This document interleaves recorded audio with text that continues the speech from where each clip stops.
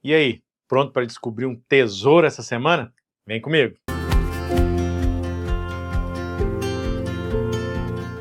E aí, meus saleiros, minhas luminárias, tudo certinho com vocês? Bem-vindos mais uma vez ao nosso canal. Estamos aqui para o estudo semanal da lição. Que você que já faz parte aqui possa curtir e compartilhar os vídeos. Você que está assistindo, já assistiu vários vídeos aqui até hoje, não se inscreveu, virar crente, me ajuda, né? Por favor. Você que está chegando agora, se inscreva também. Seja muito bem-vindo ao nosso canal. O intuito aqui sempre é estar falando da palavra de Deus da melhor maneira, mais simples e objetiva possível. E como de costume, nós temos aqui sempre os abraços que nós mandamos para os nossos inscritos. Fique tranquilo que se não apareceu nesse vídeo, vai aparecer em algum momento aí, tá? Um abraço para você que mandou uma mensagem para a gente. Bom, nós começamos aqui com o Everton. O Everton, ele é da Igreja Central de Canelas, no Mato Grosso, lá na Várzea Grande. Um abraço para você, o Everton, que Deus te abençoe, meu jovem. Muito obrigado pelo carinho aqui com o nosso canal. Tem também o Bruno. O Bruno, ele tá lá em Acará, no Pará. Até rimou, né, Bruno? Um abraço aí, meu saleiro. Deus te abençoe. Temos aqui também a Laís Paloma.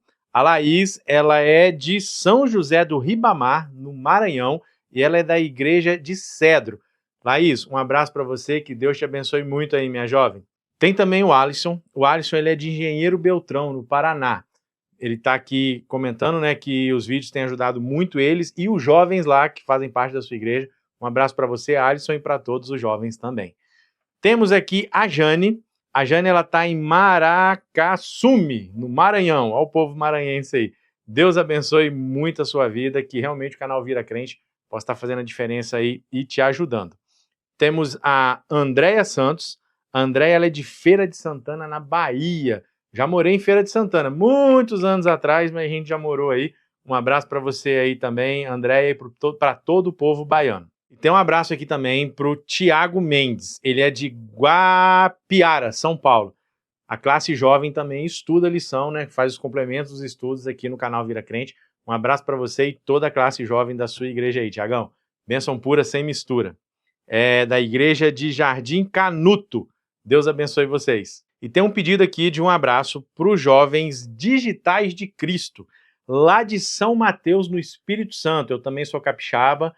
Um abraço para vocês aí, conterrâneos. E talvez, possivelmente, esse ano eu vou estar em São Mateus fazendo uma semana de oração. O pastor do Distrito de São Mateus é um grande amigo meu e a gente está aí negociando data, essas coisas, para em algum momento estar com vocês fazendo essa semana de oração. Ora para que dê certo. Um abraço para todos vocês aí. Também temos aqui a Cleide. A Cleide, ela é de São Luís do Maranhão. Tô falando, o povo maranhense aqui é bênção pura sem mistura. Deus abençoe você. Que bom que você está conseguindo compreender a lição junto conosco aqui do canal Vira Crente. Também temos o Joel. O Joel, ele é de Portal das Águas Quentes, em Caldas Novas, Goiás, a terra do Piqui. Um abraço para você aí, Joel. Deus abençoe a sua vida, a sua família, dos jovens aí que estudam a lição junto com você. E um abraço também para a Dayana. A Dayana, ela está lá em Boa Vista, Roraima. Que Deus abençoe a sua vida, Dayana. Muito obrigado por fazer parte aqui da família Vira Crente. E tem um muito especial aqui, um abraço especial que eu quero mandar para o Luiz. O Luiz é um jovem de 9 anos de idade, você acredita? O Luiz, ele é da minha igreja, da igreja de Santa Antonieta, aqui em Marília. E o Luiz, ele já assistiu todos os vídeos do canal Vira Crente. Mais de uma vez, você acredita? E a mãe dele já falou que não aguenta mais esse negócio de "e aí, meus saleiros e minhas luminárias, vira crente", é o tempo todo lá na casa deles. Luiz, graças a Deus, eu falo o seguinte: se a criança está prestando atenção no que você está falando, quer dizer que você está no caminho certo. Deus seja louvado por isso. Então, Luiz, meu amigão, um abraço para você, Deus abençoe e continua assistindo os vídeos aí, tá bom? Vamos para o nosso estudo da lição, então. Descobrindo o Tesouro. Esse é o título que nós vamos trabalhar, é o título geral da semana. Nós vamos falar sobre duas parábolas que está lá em Mateus 13, dos versos 44 até o verso 46. Ali nós temos duas parábolas. Nesses versinhos, nós temos uma parábola que fala de um tesouro perdido e outra parábola que fala de uma pedra muito preciosa. Dá uma lida no texto aí para você poder compreender sobre o que nós vamos estar estudando. Temos o texto, temos o título e agora nós vamos para a tirinha. Dá uma olhada comigo. No primeiro quadrinho nós temos 3 pessoas aí, elas estão conversando. E essas pessoas, duas, falam o seguinte: "Não vai lá com a gente?" Uma pergunta, né? O outro responde: "Hoje não dá, tem um compromisso importante." Quando vai para o outro quadrinho, qual era o compromisso que esse jovem tinha? Ele está estudando a Bíblia. Você vê que ele não está lendo, ele está estudando. E aí o anjo relator ali, né? O anjo tá chique, tá até com iPad, ó, não tem esse negócio de escrever mais não. É ali só digitando. Relatório do dia vai dar bom. A alegria dos seres celestiais ao ver o envolvimento dos jovens, né, com a Bíblia, com o estudo da lição. Mas o que a gente vê nessa tirinha aqui? Esse jovem, ele tem outras opções para estar fazendo outras coisas, mas ele achou algo que é prioridade na vida dele, que se tornou o que ele mais quer, que é o quê? O conhecimento da palavra de Deus, ter um tempo com Deus. Então ele abre mão de coisas que são superficiais e ele dá prioridade ao maior tesouro, que é o estudo da Bíblia. E a gente vai entender um pouquinho sobre isso durante a semana. Já criou expectativas sobre uma pessoa, sobre alguém, sem conhecer essa pessoa? Depois que você conheceu, você viu que era algo completamente diferente daquilo que você esperava? Eu acho que isso é comum acontecer. A lição traz até uma história interessante pra gente. Mas isso já aconteceu comigo várias vezes. Quem não me conhece, por exemplo, acha que eu sou aquele cara que é brabo. Minha mulher fala que às vezes eu sou brabo mesmo, mas porque eu só ando de fechado, assim, não fico dando sorriso pra todo mundo o tempo inteiro. Mas quando me conhece, vê que só tem tamanho, como minha esposa fala, só tem tamanho, cara feio e tem um coração de manteiga. Mas a gente cria essas expectativas sobre algumas pessoas. Por exemplo, uma vez falaram comigo assim, mas você não se veste como crente. Mas peraí, como é que crente se veste? A ideologia que a pessoa tem é andar o tempo inteiro de calça social, aquela camisa de manga comprida até aqui, não pode pôr uma bermuda, não pode pôr uma camisa. As pessoas criam expectativas. E os discípulos criaram uma expectativa sobre Jesus Cristo. Quando ele anunciou ser o Messias, naquela época todo mundo esperava que o Messias chegaria, iria comandar um levante militar contra Roma e o reino seria estabelecido ali. Mas o reino de Cristo era outro. E nas suas parábolas, a maioria delas, ele começa, né? O reino dos céus é semelhante. O capítulo 13 de Mateus é considerado ali o capítulo das parábolas do reino. Estão inseridas essas duas parábolas que está no texto que nós lemos. A parábola do tesouro escondido e a parábola da pérola preciosa. Os discípulos, eles focaram a sua prioridade num reino terreno. Eles não estavam entendendo. O reino de Deus, que ele pregou naquela época, que ele veio e morreu para que acontecesse e para que um dia se concretize quando ele vier nos buscar, é um reino celestial. E essas parábolas deixam isso muito claro para a gente. Vamos viajar um pouquinho para a época de Cristo, vamos entender alguma coisa. Naquela época não tinha banco como nós temos hoje, bancos financeiros. O que o pessoal fazia? Eles escondiam as coisas no solo, era mais seguro. Porém, muitos às vezes esqueciam que tinham enterrado, aonde tinham enterrado. E a parábola traz para a gente ali um homem que ele alugou um campo para poder trabalhar, para poder plantar. E aí ele começou a mexer a terra, de repente ele bateu em alguma coisa. Quando ele abriu aquilo, era um tesouro assim inestimável. E aí, só que o campo não era dele, ele tinha alugado. O que ele fez? Ele foi lá, começou a vender tudo que ele tinha para poder juntar dinheiro, vir e comprar aquele campo aonde estava aquele tesouro que ele encontrou. Aqui a gente pode tirar algumas lições muito importantes. Primeiro, o seguinte: esse tesouro é o Evangelho, são as boas novas de Cristo. Cristo falando que em breve ele virá, vai estabelecer um novo reino nessa terra. Então, esse homem acha esse tesouro de um valor inestimável. Então, tudo em volta dele já não tem mais tanto valor quanto essa mensagem, quanto aquele tesouro. E ele se desfaz de tudo para poder se dedicar 100% a ter recursos para conseguir aquele tesouro. Ele não estava interessado no campo, na propriedade, ele estava interessado no tesouro. A prioridade dele se tornou as boas novas de Cristo. Você compreende isso? E quando a gente começa a entender Cristo na nossa vida, aceitar Ele na nossa vida, estudar o Evangelho, a gente começa a colocar Ele como prioridade. Na verdade, deveríamos colocá-lo como prioridade. Naquela época também, foi um alerta para o povo ali. Por quê? Cristo estava falando o seguinte: ei, deem uma olhada na Bíblia. A Bíblia deles naquela época era o Antigo Testamento. E os líderes religiosos, eles conheciam o Antigo Testamento de cor e salteado. Porém, eles não estavam reconhecendo Cristo como o Messias. Muitas tradições tinham tomado o lugar da Bíblia. E as pessoas estavam colocando prioridade nas tradições, nos costumes e não no Evangelho. Hoje em dia a gente sabe que infelizmente acontece muito isso. Nós temos que ter muito cuidado com o que é costume, com o que é tradição e com o que é bíblico. Isso pode nos afastar do verdadeiro evangelho, que é o grande tesouro, o maior tesouro que nós podemos encontrar na nossa vida. E talvez eu estou falando para alguém aqui, não, mas eu já conheço o evangelho, já conheço a Bíblia, eu estudo a Bíblia, mas a cada vez que nós estudamos, nós temos um reencontro com Cristo. Nós aprendemos um pouco mais, compreendemos um pouco mais e podemos dar mudanças naquilo que precisamos para a nossa vida. Pegou a visão? A segunda parábola fala de uma pérola preciosa e um comerciante, ele vende tudo que tem para poder conseguir essa pérola. Bem parecido, não é verdade? Aqui também, essa pérola significa Cristo, significa o puro evangelho dele. E esse evangelho, o amor de Cristo é maior do que qualquer coisa que a gente possa imaginar. Em Cristo estão todos os tesouros que nós podemos encontrar, que nós precisamos para a nossa vida. Como eu comentei, o comerciante ele vende tudo que tem, igual o rapaz lá que acha o tesouro no terreno. Mas nós podemos fazer de tudo, nós podemos nos desgastar, isso não vai mudar em nada a nossa salvação pelo seguinte: nós seres humanos não podemos ajudar em nada, porque Cristo é o único que pode fazer. A única coisa que Cristo pede é que nós possamos entregar o nosso coração em suas mãos. É só isso, e um coração pecaminoso, todo errado, né? Mas mesmo assim, ele aceita, porque ele é essa pérola preciosa. Ele é puro e imaculado. Ellen White traz uma comparação para a gente de dupla aplicação para essa parábola. A gente está falando aqui exatamente, né, que Cristo, que nós temos que dar prioridade para esse tesouro. Mas Ellen White traz uma coisa, e realmente a gente pode pensar nisso, que além de Cristo ser o tesouro, ele vai atrás do tesouro dele, do tesouro da herança dele. Quem é esse tesouro para ele? Nós. Igual a dona Florinda ela falava com o Kiko, né? Meu tesouro. Cristo, ele nos enxerga como um tesouro, por pior que nós sejamos. Ele nos colocou como uma prioridade. Dá licença que eu sou prioridade, Papai do Céu, você prestou atenção? Dá licença que você, meu saleiro, minha luminária, é prioridade para ele.